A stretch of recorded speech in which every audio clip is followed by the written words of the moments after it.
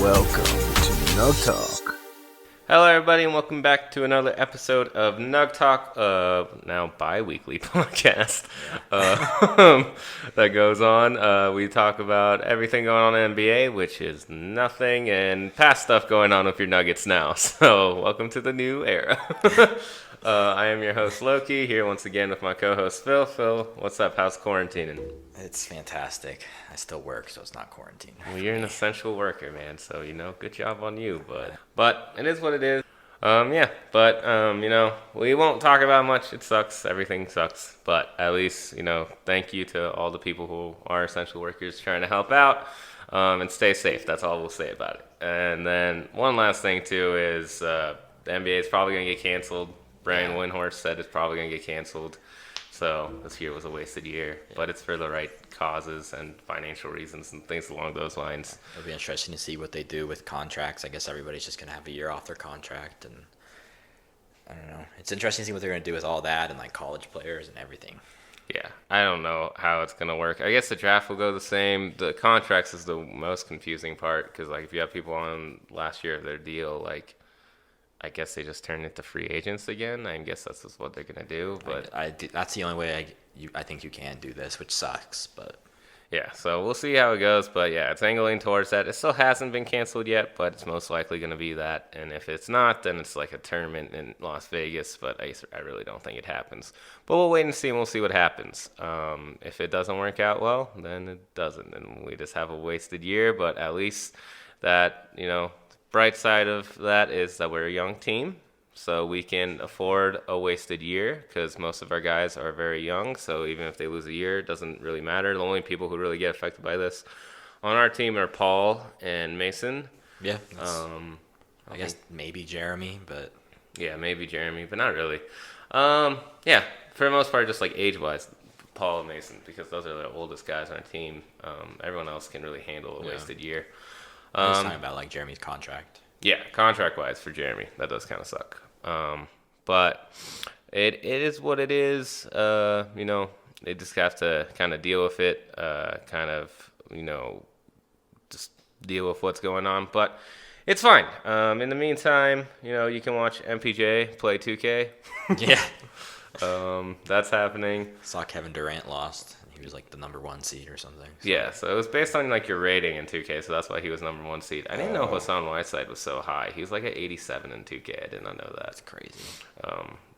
But yeah, he's playing in a tournament against Devin Booker. I am assuming he's going to win because he's apparently really good at 2K. At least that's what he says. He always talks about how good he is. So. Yeah, and Tori even commented on one of the things. He's like, you better fucking win this. He tagged MPJ in it. So they're all hoping he wins it. I hope he wins it. That'd be nice. It'd be fun.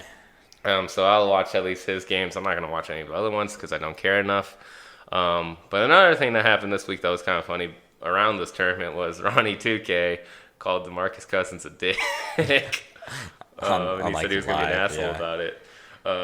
What do you think about Ronnie 2K? I think it's hilarious. I don't like Ronnie 2K very much. I don't think he's very good at what his only job is. He sucks at 2K too. He's actually terrible at 2K. And he's bad at 2K. He and basketball just don't mix. He just made a video game. He's just the face of it. He's a famous marketer of it. It's crazy to me. But it's so funny. I think Boogie is gonna come after him in some way. After quarantine's over, he's gonna kill him. Boogie's about that action, and he's gonna kill him. He even did a tweet about it. It's like, you done fucked up. And then Ronnie 2K was like, dude, it was just I was tired. I just said something don't take it so seriously. It's like, no, dude, that's fucked up. You shouldn't say that. Don't say that shit, especially if you're gonna be accidentally live streaming. Yeah, and also these are the guys who make your game because they're the players. Without these guys, you don't have a fucking game or a job, and don't be an asshole. Either way, Ronnie's fucked up, but he's not gonna get fired because 2K doesn't give a shit. So everyone's gonna keep buying their game. Doesn't matter. It's unfortunately the only basketball game, so it's the only good basketball game. It is good. It just has a lot of issues. But it is what it is, and with what we've been doing so far, because we know we don't have basketball. Most of our players aren't really doing much. So all we had to do was look back into old series, like we said we were going to. One person commented on our last kind of update video to do the 09 conference, the 09 playoffs. Go through all of that. We decided we're going to do it. We're going to do it. Each round is going to be an episode of the podcast. So this one's going to be about the first round against the Hornets. Yes, the New Orleans Hornets. That's what they used to be before they gave it back to the Bobcats, Charlotte, and changed it to the Pelicans. We went through that. I've watched it before, like very thoroughly when I was younger. I went to most of those home games when I was a kid because my dad got me tickets, so I was at most of those. So I remembered the series pretty fondly. Philip watched it. I watched it, but I didn't remember much of it. So it was kind of interesting to see his takes on it. So we'll go through each game, talk about it, see kind of your insights on it, and just kind of talk about, how good that team was. Maybe make some comparisons to our team that we currently have, because there's some comparisons, but there's also a lot of differences. First game, we won 113-84. Our best player was Chauncey. He popped off. He had at the time, and still, he had the most threes ever made for Nuggets in a playoff game, which I'm assuming is going to be broken at some point. I'd hope so. Because literally these guys did not take any threes. That was the main takeaway we took from this whole series. No one shoots threes. It's all mid-range jumpers. But what was your takeaway from this game, the first game, Chauncey, everything? I think my first takeaway is just that I don't think I underrated him, but I think I slept on Chauncey a little bit. I guess I hadn't watched him play in a pretty long time, and I guess I forgot how good he is, or good he was. He was really, really impressive to watch, and this, in my opinion, throughout this whole playoff series, even in the last few games. But I was just impressed. He could shoot it, he could pass, he was smart. He was just he was the perfect point guard for that team. Yep, and we got him for basically a steal because we got to get rid of aging Allen Iverson. And the main reason Detroit said yes to that was because they were doing Chauncey a solid. Chauncey wanted to get traded because they were going through a rebuild, and he asked to go to Denver. He actually asked for that, and they said yes. So that was very nice of them to do, and that changed the whole dynamic of the year. Team became a lot more defensive focused. We actually had a leader, veteran leadership, which is, I think, the main thing we're missing from this team that we currently have. We have Paul, but he's not like a champion veteran. He's not that champion DNA, and he's not that caliber player either, to be honest. He's not going to be the leader of the team. Literally, you could make an argument, and a very good argument, is that Chauncey Billups was the best player on this team. It wasn't Carmelo. Mm-hmm. Even though Carmelo got buckets, it was probably Chauncey. I think overall Chauncey definitely was. Yeah, because the main takeaway I also took from watching these games was the amount of times we kept cheering MVP for Chauncey and not Melo. Oh, yeah. And I think that probably pissed Melo off now that I think about it, looking back on it. Probably a little bit. But, Chauncey popped off in this one. He had 36 points, 8 assists. Melo played horribly. He only had 3 points. He shot just really bad to start off. He was 4-12. He was 0 for 6 at the beginning when we watched it. Kenyon Martin, I fucking hate, and I'm going to put that out there now. I think that's what Philip realized from me watching this series. It was like Mason Plumlee of the past. It was it was eerily similar, but also it's totally warranted. He's a very good defensive player. I understand it. He's very good on defense. He shut down David West in a couple of games.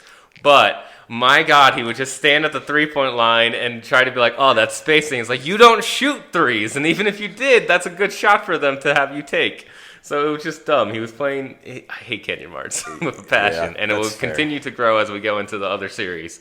Even though actually he was very good in the Dallas series, but other than that, I hate him.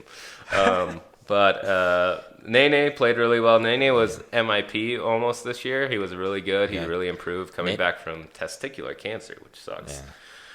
But what was your takeaways of Nene? It was just someone who I really, really started watching the Nuggets a lot when Nene was kind of coming to the end of his career with us. Mm-hmm. So I didn't really get to see this is pretty young Nene, but it's just all the bounce he had, and he was still a pretty smart player, to be honest. Mm-hmm.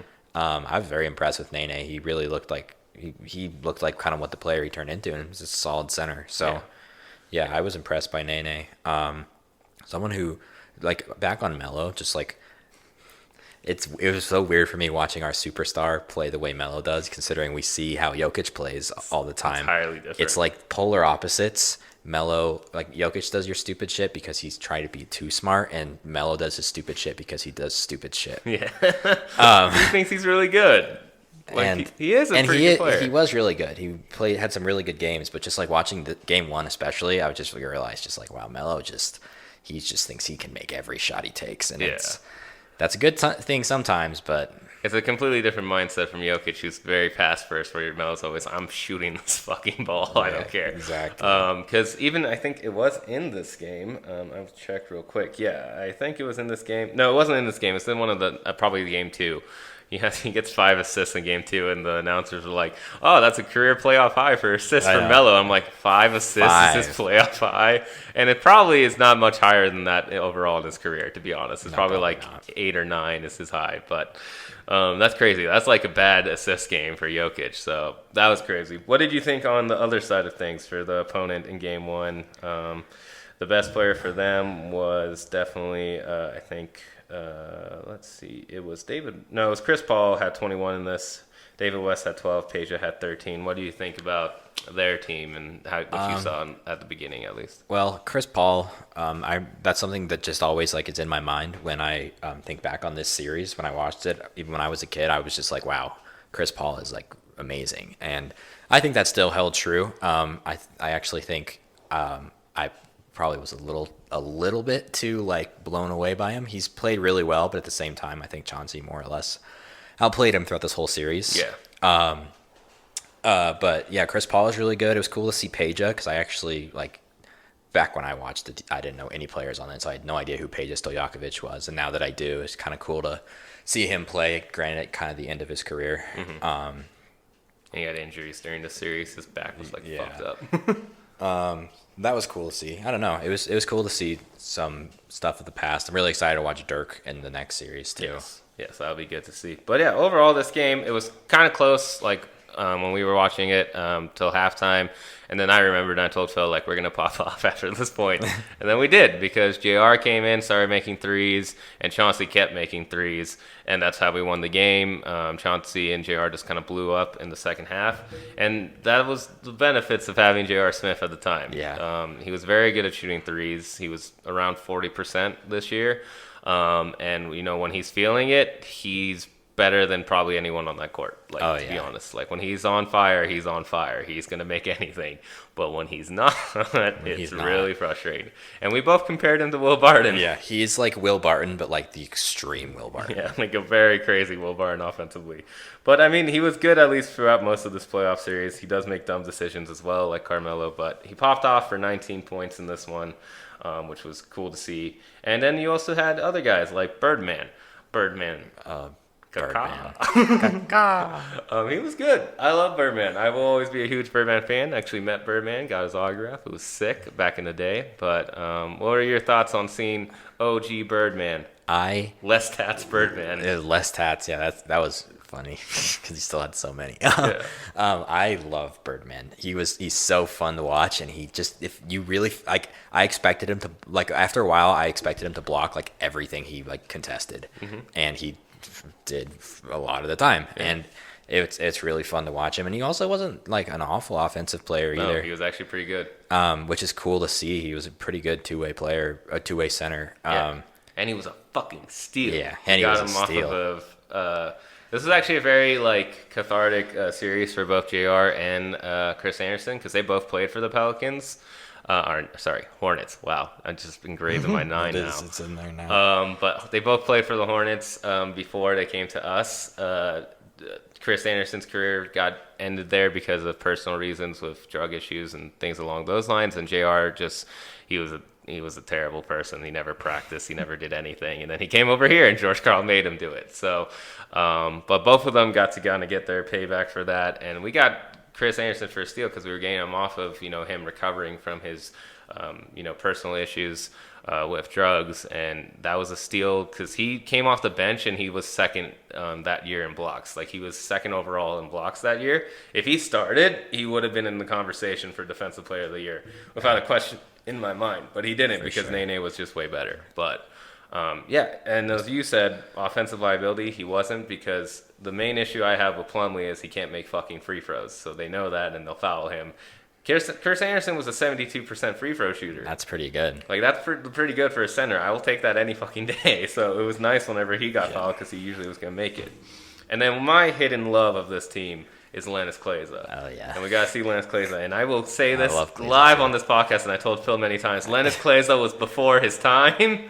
He was a stretch four that just wasn't, we didn't know what to do with him yet. We should have started him over Kenyon Martin in not this series or the next one, but definitely in the Lakers series, and we'll get into that at a later time. But this guy could shoot threes, he could rebound, and he played all right defense. He was a stretch four before it was known.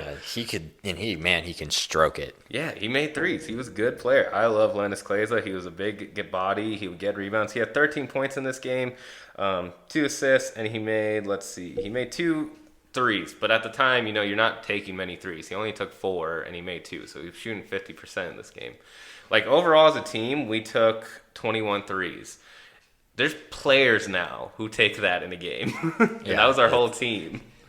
The game has changed so much. It's kind of crazy. Yeah, it's just insane. But overall, the first game was pretty sick. Domination made me feel good. I was a little bit worried coming into the series. I remember being a kid because they were a good team. They were the 2 seed the year before. They surprised a lot of people. And they were doing good that year, too. And then they had a lot of injuries. Kyron riddled them, and they fell down to the 7th seed. So I was kind of worried about it. But we kind of handled them for the most part. And then the next game, same story, to be honest. Kind of close going into halftime. And then I think it was the exact same score at halftime for both of these games. So we were up like 3 or something. And then we won 108-93 because we started to pop off. MVP of this game, I think, was Chauncey again. Chauncey had 31. Played really well. Carmelo had 22, so he kind of helped out in this one. And then JR had 15. So, out of your thoughts for this one, this was the scrappier game. This was the one.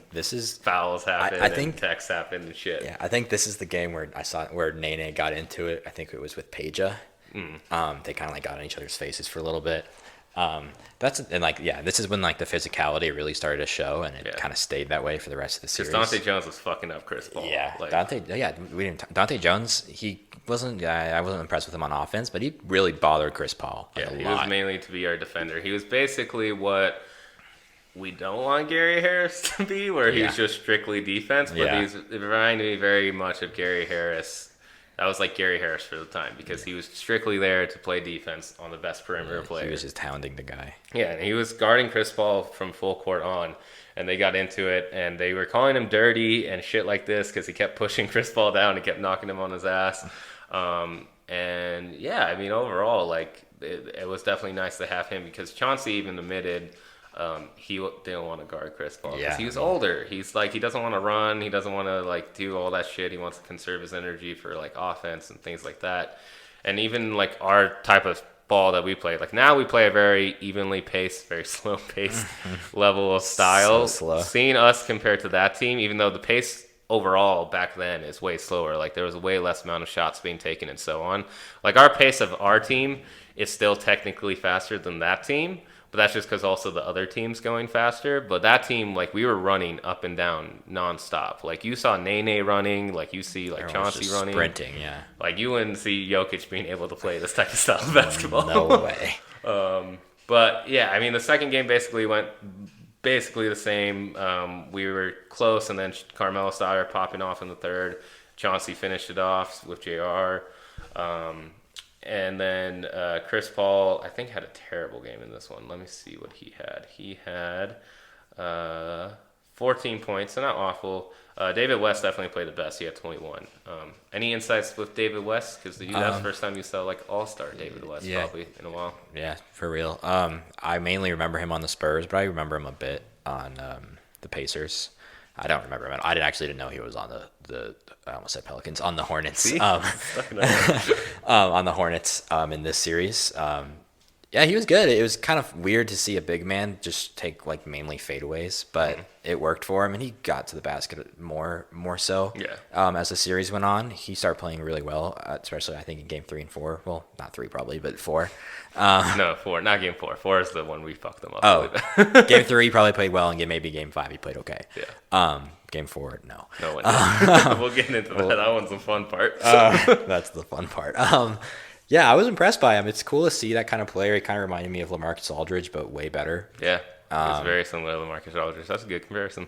But yeah, he kind of has like a pouty face. I felt like he was always pissed off. That's just him. That's who he is. He's just always pissed off. That makes sense. But yeah, I like watching him play. There's a lot of players on the Hornets. I got it right. Nice. Yeah, right. On the question yourself. I question myself on the Hornets that I really actually like watching to play. So yeah, I mean, most of those players went on to be champions, except for Chris Paul. We literally thought everyone on that starting lineup has a ring, except for Chris Paul. Peja got one with the Mavericks. Tyson Chandler got one with also the Mavericks.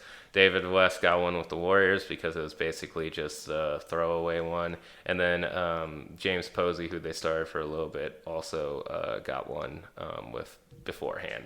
I don't know if Rasul Butler got one. He might have with the Celtics or something. But for the most part, literally everyone else Chris Paul played with got a ring on the starting lineup, which is funny, except for him, and he's the best one. But yeah, I mean, this game, really same story as the last one. Another thing I kind of want to touch on, though, in this game, so they're both blowouts, so you don't really expect a lot from your coach when you're just doing everything right, but just the different style of coaching between Malone and George Karl was crazy to see, because Malone's always standing up, always talking, always yelling, and George Karl's just sitting on his ass doing nothing for most of the game. Yeah, he'll call a timeout, and that's all he really does. He didn't argue, really say anything with the refs ever. Yeah, and you can also tell, I mean, when he gets upset, that's when he gets up. That's the only time. Yeah. But other than that, he's usually just sitting there, and then, if Carmelo takes a stupid shot, he just, fucking... Yeah, you can tell whenever Carmelo or JR had the ball and they had a show George Karl's reaction. He's just like, shit. I fucking hate these guys.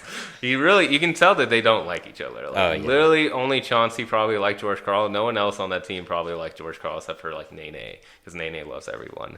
But most of the people on that team hated George Karl, and I think it's crazy for the fact that they played as well as they did for him, because you can tell there's visible disdain between both Carmelo Anthony and George Karl, and also JR and George Karl.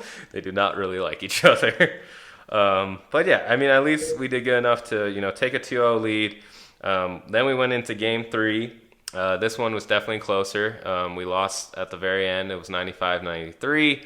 Carmelo had a chance to win. Well, actually what happened is the last possession, Carmelo steals the ball for us so we can get the last possession.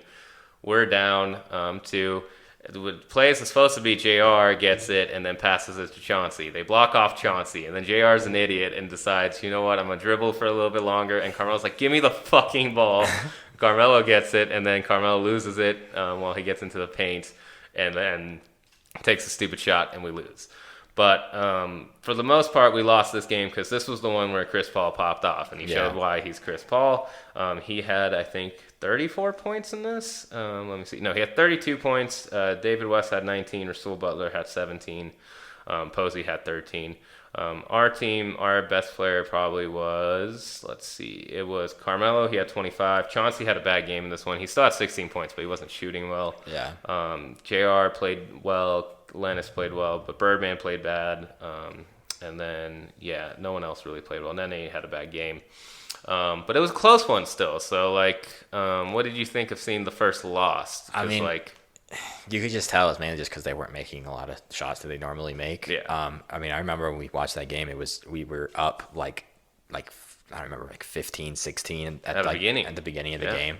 And then they came back, and it was a really close game throughout. And we fell behind by 10. We came back, and then we couldn't seal the deal. But I don't know. I think it probably felt this way even back then that the series was already over. Yeah. Even though a lot of people were saying, "Oh, this is a series," but they just wanted people to watch. Yeah, that was the funniest joke about it. Once we lost, everyone was like, "This is a series now. This is a series." And I was like, "What? No, we just lost the game on the road like we're supposed to.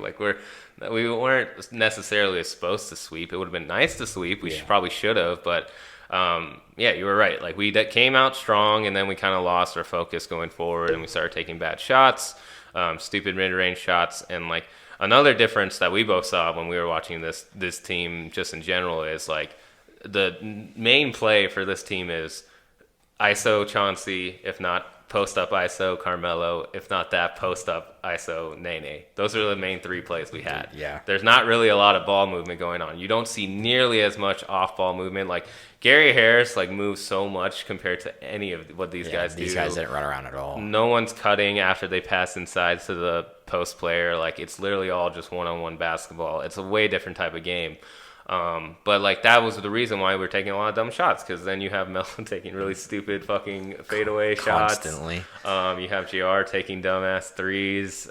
Chauncey, for the most part, always tried to take a good shot, but even he took some really bad shots. So, but even then, like even at the time when I was a kid and I watched this, I knew I was like, well, we didn't lose that badly. Like we almost stole that game with how bad we played. So I was like, I feel confident going into the next one.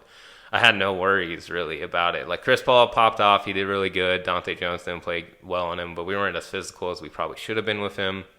So that was an issue.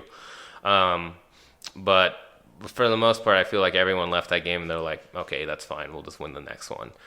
They just didn't take it that seriously, mentality-wise, which is rare to see from this team. I would say that's the one main difference from this team to our current team is their mentality is always to play really hard for the most part. Yeah. They come in every game, and even during the regular season, I remember like they took every game very seriously, especially after the All-Star break, which is the opposite of what our team did this year. That's something I wish we would start doing. And that's where I think the difference comes in with Chauncey. Being that veteran leadership, he's telling him, like, this is where we get prepped up. We got to start. We got to take it seriously. And like, we don't go. have Yeah. that. Like, we don't have that now. We have Paul, who probably said it, but it's just not the same when, you know, like, Chauncey has a ring from one of the most improbable teams to ever win the finals. A team with no All-Stars beating a team with Shaq and Kobe. Like, you gain a lot of respect from that. Whereas, like, Paul doesn't really have that kind of respect. He still has respect, but not like that. Yeah, we need our Chauncey for this team. I don't know who it could possibly be, but yeah, I don't know anyone that it could possibly be. I think if the contract situations get kind of fucky, maybe we could get Marc Gasol from the Raptors, steal him over. That would be awesome. Bench center, champion, could teach Jokic how to play fucking defense, even though he's fat. Yeah, exactly. It could be a good one, but I really doubt that happens. But I hope. I hope so too. That'd be a perfect fit. But then, like I said, we felt pretty confident going into the next one. I don't think anyone's worried. And then it turns out to be the best game for us. Best game in the history of the Nuggets ever for a playoff game. But worst probably playoff game to watch as a fan. We win the next game 121-63. Yeah. We couldn't actually watch this one because the quality of the video on YouTube was fucking ass. It was but so we watched bad. this little clip from some House of Highlights guy.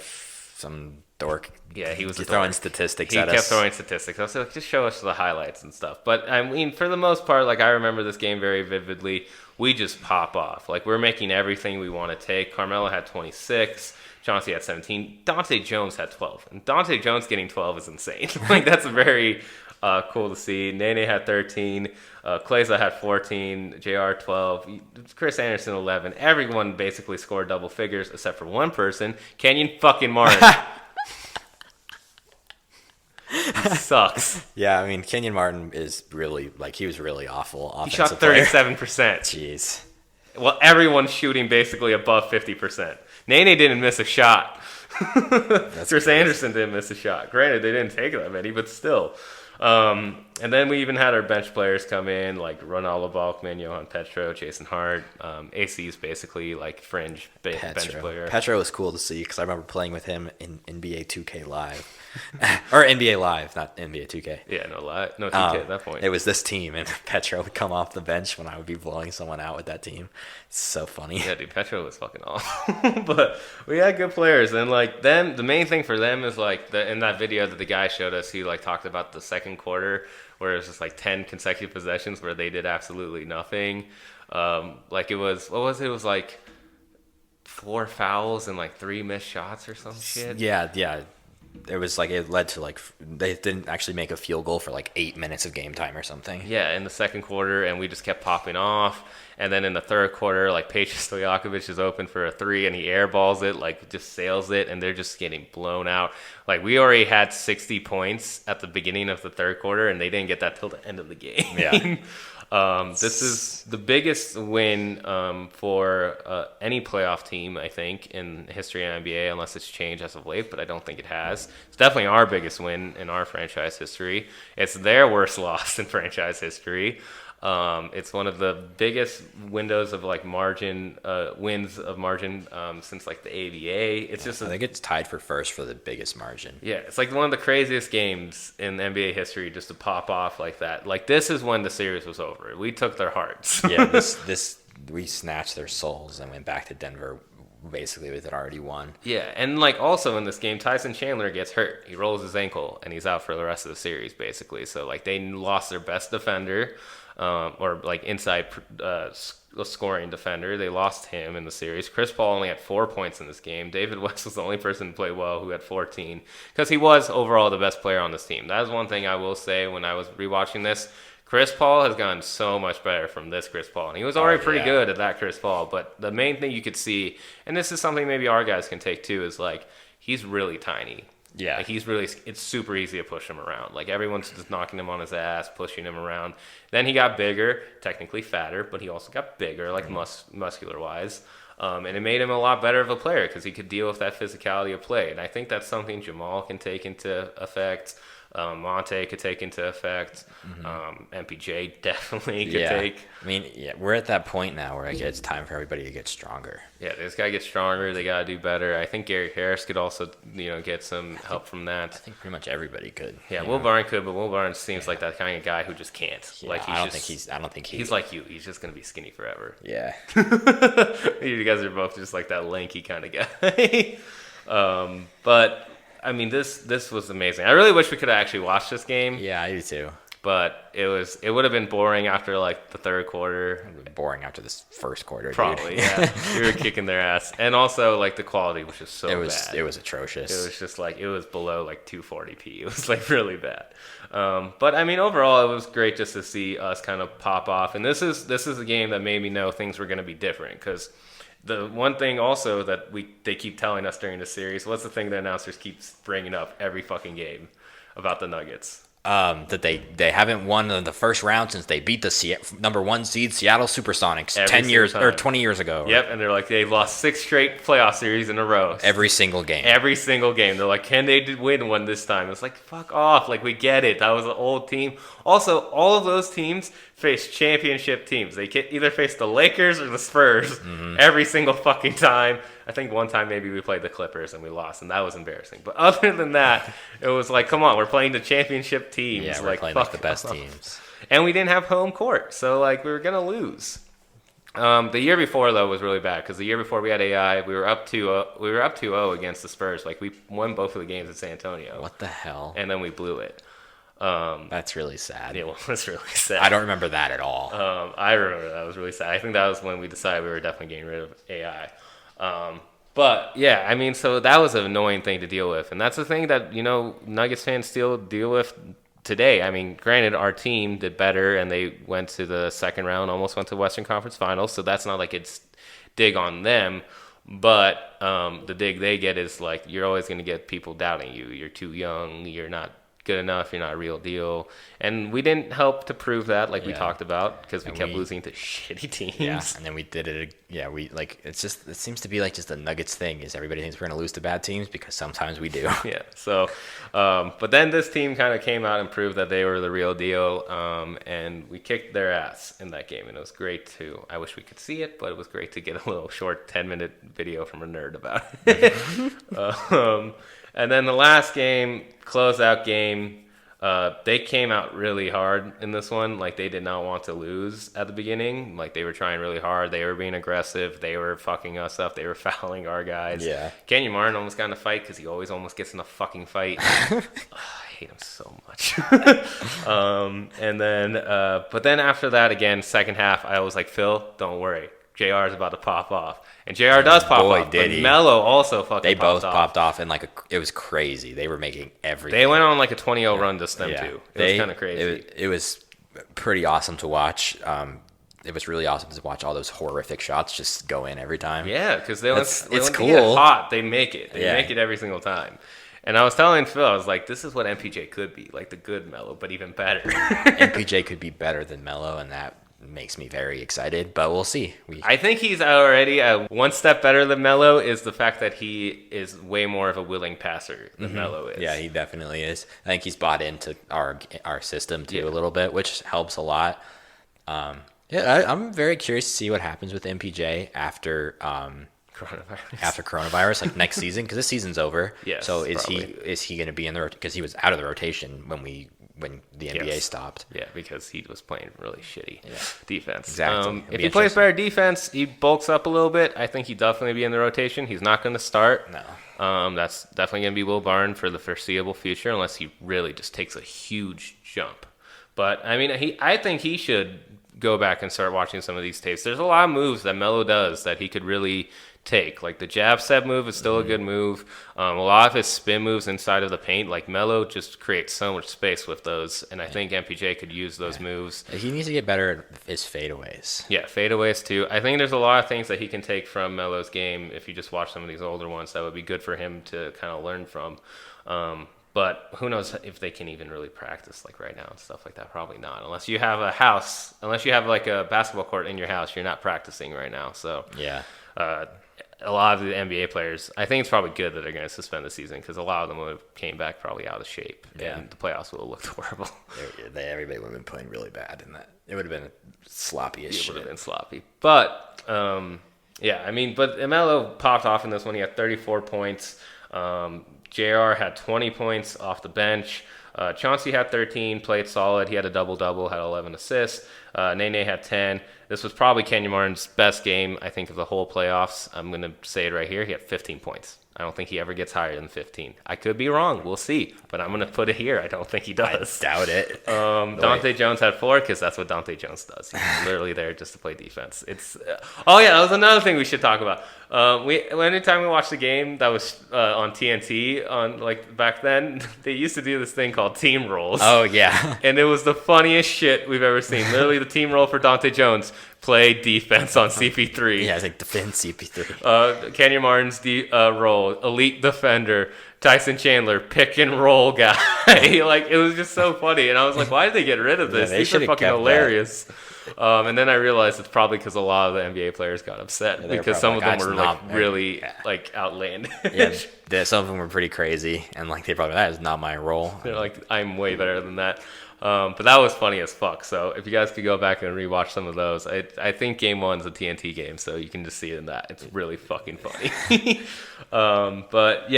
Chris Anderson played well. He had 9 points, not 19. Anthony Carr played like shit, but he always plays like shit. And Lennox Klayza didn't play this game because sometimes Lennox Klayza just didn't play because George Karl just didn't respect the future that he had within him. Yeah. He would have been perfect for Lennox now. Klayza could have changed the game, but George Karl was too scared. George Karl, this is something him and Malone do relate in a lot, and you said it, is that they stick to their starters wholeheartedly. It doesn't matter how bad you're playing, they're keeping it. Yeah, they don't give a fuck. Kenyon Martin could be doing ass, and he's like, I'm keeping Kenyon Martin. We're staying with our starters. I don't think this whole playoff series, I don't think he ever changes the starters. Maybe in the Lakers series he starts JR, but I really doubt it because he fucking hates JR. There's no way. We popped off. This game, you could tell Chris Paul was just over it. He tried his best, but it was just him basically. David West again also tried really well. He had 24 points, but those guys, you could just see. Yeah. The main difference in this was we had a bench, and they didn't. Their best bench player was James Posey, who's a really good bench player, but after that, they had no bench. They literally, I couldn't name half of the people on their bench. I mean, most of them I knew, but they were just really bad players. And our bench was the third best bench that year in scoring. So, overall, what do you think of your first rerun through watching these guys? This team's super good. Watching even this series, I want to see the Mavericks and the Lakers series too, but watching this series, I think this is probably the best Nuggets team of all time. Record-wise, I don't think it is anymore, but I think record-wise they tied with our team last year. Yeah. So I think they still are, but that's kind of exciting because it just shows how much our current Nuggets team can grow. Yeah. And they're already winning 50 games. So that's really cool. But yeah, I think this is definitely our best Nuggets team for sure. Just like with the superstar power, the defense, the bench, the leadership. Very solid team. Yeah. I'd say the thing that surprised me most is like as a kid, like you don't really pay attention to defense. You just care about people scoring. Like I watching this team back, I'm like, holy shit, we were really fucking good at defense. Yeah, we like really good defense. We were like shutting people down. We were like harassing people. And I will say, granted, it is a lot easier to play defense because like watching this type of basketball, when people did pick and rolls at the 3-point line, you're not really scared for someone to come off of that and pop a three. Exactly. You're more scared of the roll guy or him driving in and then kicking out to a 3-point shooter. Because at this point in the NBA, the 3-point shot is a bad shot unless it's a side 3-pointer, like on the sides of the out of bounds lines. Like unless it's that 3-pointer, it was considered a bad shot, which is crazy because now any 3-pointer is a good shot. So that shows you how the game has changed so much. So that was another thing that shocked me. But seeing this team was just good to like relive memories of how good Chauncey was, how like much veteran leadership and like having an actual leader means. And there was also, you have your dog, you have Kenyon Martin, who is the dog of the team. He's the guy who's just going to chirp and get into fights and do the dirty shit, which we don't have now. The closest thing is probably like Will Barton, but not really. And then like you just saw certain things that our team is missing, and then certain ways that our team can improve to be like that team. But that's the thing, our team isn't even close to as good as that team, like fundamentally wise and like defensively and like leadership wise, but yet they still got the same amount of wins as that team, and they almost went just as far as that team last year. So it gives you a lot of hope for our current team. And then the next series is against the Mavericks, like we said. This one's actually kind of scary because they were the lower seed. They're the 6th seed. They beat the top seeded Spurs. Granted, Manu Ginobili got hurt in that series, and that helped them a lot to beat the Spurs. But their bench is the highest scoring bench in the league at the time. They got star talent as well. They have just as good as a point guard as we do in Jason Kidd. They have Dirk Nowitzki, who is better than Carmelo Anthony at this point. By like a lot. He always was. Yeah, he was always better than Carmelo.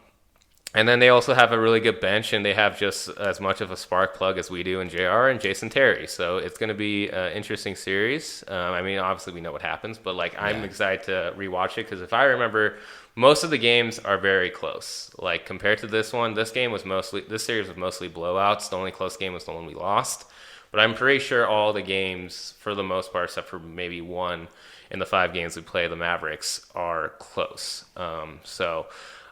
It'll be a good series to watch, and I'm excited also to see Prime Dirk. Prime Dirk is it's amazing. It's like fucking insane. I would like to be hopefully looking in a future mirror of future Jokic. I mean, he takes a lot of the Jokic step back, Sombor shuffle shots. Yeah. So, I mean, he created it, so it's cool to see. It'll be an interesting series. And I really do love that Dallas team. That Dallas team is a very entertaining team, and also like. They were an up-and-coming team because 2 years later, they go on to win the championship just because they trade for 2 of the players that we just beat on the Hornets. They got Peja and Tyson Chandler. I think it'll be interesting to see. You'll also get to see Mark Cuban be pissed a lot because that's the main thing they showed during Dallas playoff series, I remember. This is Mark Cuban. It's just him on the bench being pissed off because he doesn't have a championship yet, so he's not like happy and content. Like he's fucking blood driven on getting a championship. So you'll see him fucking lose his fucking casket, especially in Game 4 when the no call happens on Melo. He fucking goes livid. It's crazy. But yeah, I'm excited for that series. I hope you guys enjoyed this episode. Is there any other things you want to add, Phil, before we sign off? I don't think so. No, it's cool to watch a team that's like almost completely opposite of the one that we are currently watching. And it's also just cool to see how the game used to be played. It's changed a lot. Thanks, Steph. Yeah, Steph changed it. For better or for worse, that's up to you. I think it's better. I will always say like it's better the way it is now. I think so too. I think this kind of way of playing, I think it opens up the chance for other teams to beat the other teams. But I think the way it was structured back then in 2009 was if you have the best player, you're probably going to win. Yeah. Unless, of course, you're like on the Cavs and your team sucks besides you. Yeah. Besides LeBron. Exactly. LeBron. and we all know what LeBron does with that team. I mean, he takes them always to the Eastern Conference Finals and then loses. So like he did his best that he could. Exactly. But yeah, I mean, it definitely at that time I think star power was. I mean, star power is still super valuable now, but like us with a team that only really has one true star, we do just as good as the Lakers and the Rockets and them because the style of play really matters now. Whereas then it's a lot of iso ball, and that's why Kobe succeeds as much as he does. That's why the Celtics succeeded as much as they did because they had Paul Pierce and KG. And that's why Dwight Howard made it to the finals this year because he was the most unstoppable force inside the paint, and he had shooters to pass out to when they doubled. So like it's a very different style of play, but you see now that it's just I think it's definitely better. But that's a debate for probably another time. But yeah, I hope all you guys enjoyed this recap of our first series, and then we'll be back in a couple of weeks, and we'll do the Mavericks. Yeah. So I hope everyone, stays safe and make sure to like, subscribe, leave a comment, let us know your thoughts, tell a friend, and we'll talk to you guys in 2 weeks. Go Nuggets.